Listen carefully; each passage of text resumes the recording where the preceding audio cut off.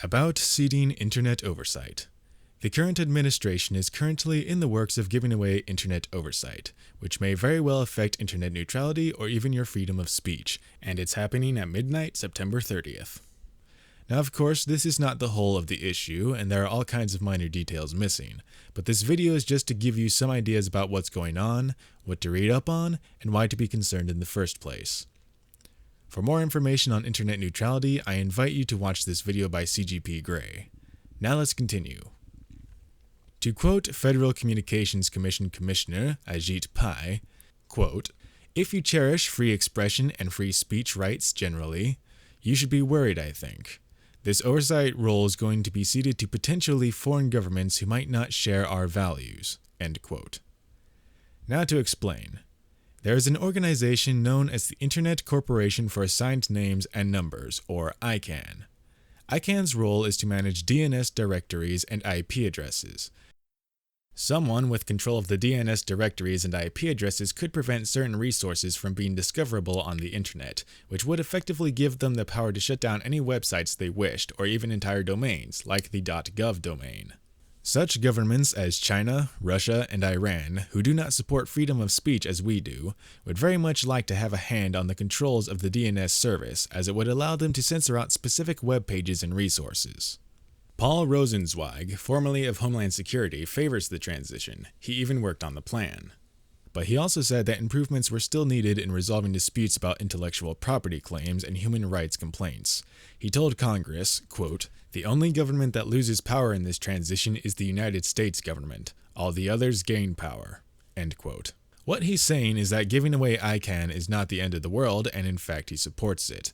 But there are still issues to be resolved before ceding control, as under the current agreements, or lack thereof, there are no solid guarantees in terms of human rights, privacy, or censorship, and the like. An example of why you should be concerned is China. China actively censors its internet to remove any content they find offensive, things like whether or not the government is corrupt. For a more extreme example, imagine if your internet posts were censored and blocked by the government, or even worse, if they had to be approved before being posted in the first place. This is an extreme example, but is nonetheless a possibility. You can see why China, with its view on freedom of speech and censorship, censoring such things as Facebook, Twitter, and even Gmail, would very much like to have a hand on the controls of the DNS service. Just imagine if you had the power to remove any post found on Google or any other site that in any way deplored China. That's the kind of power of censorship that China already uses on its own internet, and given a hand in the workings of ICANN would only extend their reach. Now, it's not that such scenarios as these are guaranteed to happen, but as it stands they are not guaranteed not to happen, which is why we need to retain control of ICANN and settle terms and agreements before ceding control, if we should cede control at all. To quote Commissioner Pai again, "This proposal is to essentially give up the U.S. oversight role that it's had for the last 20 years, basically for the entire commercial lifespan of the internet to a company called ICANN, which is an international organization which includes a number of foreign countries, and it's an unprecedented move, and one that, as Mr. Dement pointed out, is irreversible. Once we give up this oversight role, we can't get it back."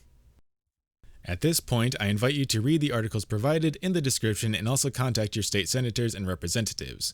You will find links near the top of the description that will lead you to sites to locate your representatives and senators and lead you to resources allowing you to contact them. I ask you to become informed and write to your representatives concisely but politely, asking them not to cede internet oversight. I also invite you to tell your friends about this issue and just spread the word in general.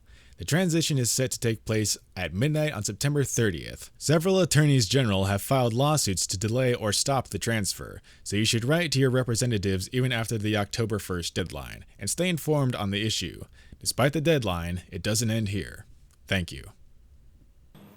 Imagine searching the internet, and instead of seeing your standard search results, you see a disclaimer that the information you were searching for is censored.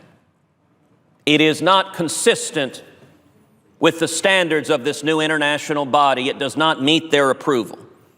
Now, if you're in China, that situation could well come with the threat of arrest for daring to merely search for such a thing that didn't meet the approval of the censors.